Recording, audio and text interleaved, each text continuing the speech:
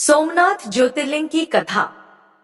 शिव पुराण के अनुसार सोमनाथ ज्योतिर्लिंग भगवान शिव का प्रथम ज्योतिर्लिंग है, जो गुजरात राज्य के सौराष्ट्र क्षेत्र में स्थित है। यह मंदिर अत्यंत प्रसिद्ध है और इसकी स्थापना स्वयं चंद्रदेव द्वारा की गई मानी जाती है। सोमनाथ ज्योतिर्लिंग से संबंधित कथा इस प्रकार है।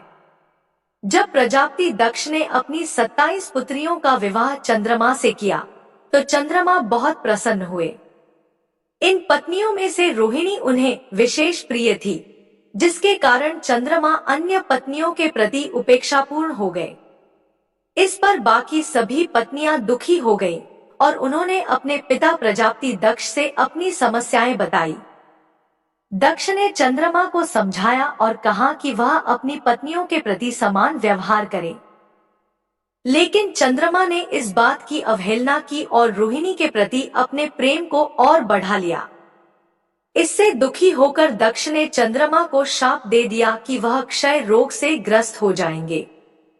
जैसे ही दक्ष का शाप चंद्रमा पर पड़ा, वह क्षय रोग से पीड़ित हो गए और उनका शरीर धीरे धीरे क्षीण होने लगा। चंद्रमा की यह स्थिति देखकर देवता और ऋषि चिंतित हो गए और उन्होंने ब्रह्मा जी से सहायता मांगी। ब्रह्मा जी ने उन्हें बताया कि चंद्रमा को अपनी गलती का प्रायश्चित करना होगा।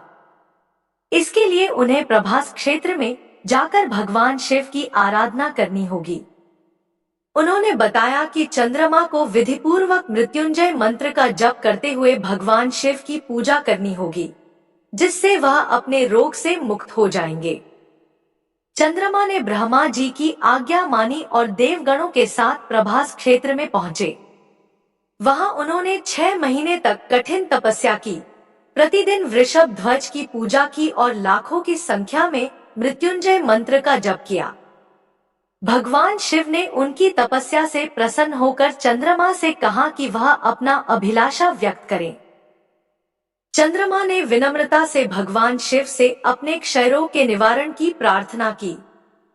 भगवान शिव ने कहा कि तुम्हारे शरीर की कला, चंद्रमा की कलाएं, प्रतिदिन एक पक्ष में घटेगी और दूसरे पक्ष में बढ़ेगी, जिससे तुम स्वस्थ हो जाओगे। भगवान शिव की कृपा से चंद्रदेव ठीक हो गए और उन्हें पूर्ण स्वास्थ्य प्राप्त हुआ। भगवान शिव ने चंद्रदेव की भक्ति को देखकर स्वयं को साकार रूप में प्रकट किया और सोमनाथ ज्योतिर्लिंग के रूप में प्रसिद्ध हो गए। सोमनाथ का यह ज्योतिर्लिंग आज भी श्रद्धालुओं का आस्था का केंद्र बना हुआ है।